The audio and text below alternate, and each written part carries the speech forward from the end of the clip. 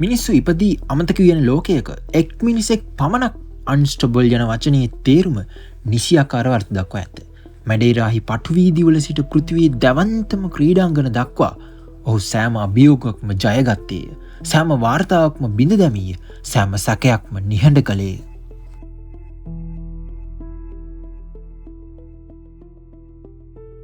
ඔහුගේ උරුමය සදාකාලිකය. ඔහු දෙක් පාපන්දු ක්‍රීඩකයක් නොවේ. ඔහු යුගයකි. ඔහු ක්‍රිස්ටියානෝ රොනාල්ඩෝ නම් විය. අධිෂ්ඨානීය සහ ශ්‍රේෂ්ඨත්වයේ ප්‍රතිමූර්තිය ලෙස පාපන්දු ඉතිහාසය පුරා දෝංකාරය දෙන ඒ නම අපි බලමු. ලොව පළමු බිලියනපති ක්‍රීඩකයා වීමට කෙසේ සමත් වුණේද යන්නයි රැඳී සිටින්නේ.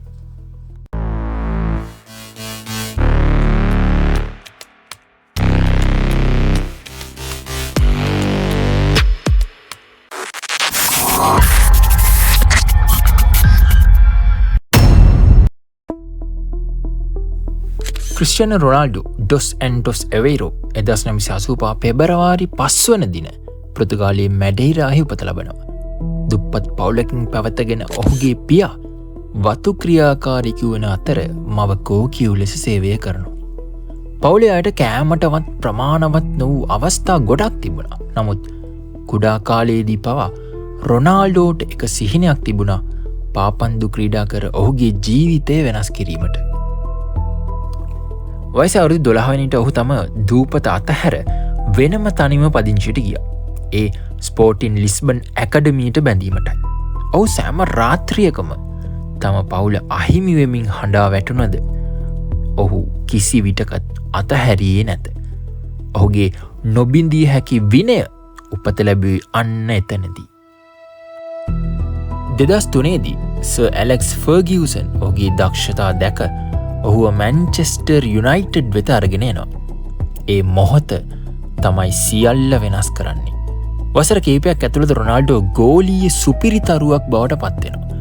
ශූරතා දිනා ගැනීම, වාර්තා බිඳ වැටීම සහ වෘත්තීය මලල ක්‍රීඩකයෙකු වීම යන්නෙහි තේරුම නැවත නැවත අර්ථ දැක්වුවා. වසර ගණනාවක් පුරා රොනාල්ඩෝ බැලන් ඕඩර් සම්මාන 5ක්, ලීග ශූරතා රැසක් සහ පෘතුගාලයේ සමග යුරෝපීය ශූරතාවක්ද පාදිනාගත්තා. නමුත් ඔහුව වෙනස් කරන්නේ දක්ෂතාව විතරක් නෙමෙයි. එයාගේ මානසිකත්වය. ඕනම කෙනෙකුට වඩා වෙහෙස මහන්සි වී පුහුණු වීම ඔහු සතුව තිබුණු අතර අඩුවේ නිදා ගැනීම සහ කිසි විටකත් දියුණු වීම නම් අතර කරේ නැහැ. ඔහු වරක් පැවසුවේ වැඩ නොකර දක්ෂතාව කියන්නේ නිකම් වචනයක් විතරයි කිය. නමුත් ඔහු බිලියනපතියෙක් වුණේ කොහොමද? ඒ පාපන්දු විතරක්ම නෙමෙයි, ඔහුව බ්‍රෑන්ඩ් එකක් බවට පරිවර්තනය කරගන්නවා ඒ CR7 යනුවෙන්. ඔහු පිටියෙන් පසුබට ව්‍යාපාරික අධිරාජ්‍යයක් ගොඩනගා ගත්ත අන්න ඒ මොහොත.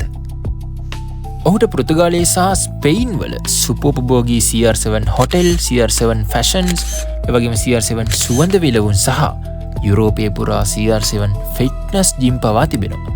ඔහුගේ නම ඇති සෑම නිෂ්පාදනයක්ම ඔහුට මිලියන ගණනක් මුදල් උපයලා දෙනවා. මොකද මිනිස්සු ප්‍රොඩක්ට් එක විතරක් මිලදී ගන්නේ නැහැ. ඔවුන් ඔහුගේ සාර්ථකත්වයේ ප්‍රතිරූපය මිලදී ගත්තා. අද රොනාල්ඩෝගේ වාර්ෂික ආදායම කීයද? ෆුට්බෝල් කොන්ට්‍රැක්ට් වලින් ඩොලර් මිලියන 200කට වඩා සහ නයික්, ක්ලියර්, අර්මානි, හර්බලයින් සහ පැවතුණු ඇග්‍රීමන්ට් වලින් ඩොලර් මිලියන 150කට වඩා ඉපෙව්වා. ඉන් පස්සේ 2022 දී රොනාල්ඩෝ ලෝකයේ කම්පනයට පත් කරනවා. ඒ සෞදි අරාබියේ අල් නසාර් ෆුට්බෝල් ක්ලබ් එක සමග කිවිසුම් තබමි. ඒ ගණදෙනුව වසරකට ඩොලර් මිලියන 200කට වඩා වටිනවා. ඒ මොහොත පෘථිවියේ වැඩිම වැටුප් ලබපු ක්‍රීඩකයා බවට පත් වෙනවා ක්‍රිස්ටියානෝ රොනාල්ඩෝ. ඒ වගේම අද වන විට එම ගණදෙනු සමග සෞදි අරාබියේ තවත් ගණදෙනු වන විෂන් 2030 ප්‍රොජෙක්ට් එකේ ඇම්බැසිඩර්ත් ඔහුයි. මේ සියල්ලෝම රොනාල්ඩෝ වෘත්ති ආදායමෙන් ඩොලර් බිලියනය ඉක්මවා ගිය පළමු ඇක්ටිව් පාපන්දු ක්‍රීඩකයෙක් වෙනවා. නමුත් ප්‍රසිද්ධිය සහ වාසනාවට අමතරව රොනාල්ඩෝ ඔහුගේ ත්‍යාගශීලීත්වය සඳහාද රෝහල් වලට මිලියන ගණනක් පරිත්‍යාග කරා. ඒ වගේම ළමා සත්කම් සඳහා අරමුදල් සැපයීම සහ ලෝපුරා ගොඩක් ආධාර කිරීම මගින් ඔහු කවදාත්ම අමතක කරේ නෑ ඔහු කලින් ජීවිතයේ පටන් ගැන්ම. දුප්පත් පිරිමිළමයකුගේ සිට කෝටිපතිවීම දක්වා ක්‍රිස්ටියානෝ රොනාල්ඩෝගේ කතාව අපිට සරල පාඩමක් උගන්වනවා. එතමයි සාර්ථකත්වය කියන්නේ වාසනාව නෙමෙයි. විනය, විශ්වාසය සහ වෙහෙස මහන්සි වී වැඩ කිරීමට. ලෝකයේ තියෙන ලෙජන්ඩ්ස් ලගේ තවත් කතා මේ වගේ ඔයාලට දැන ගැනීමට ධම්ම සබ්ස්ක්‍රයිබ් කරන්න. තවත් වීඩියෝ එකකින් යලි හමු වෙමු.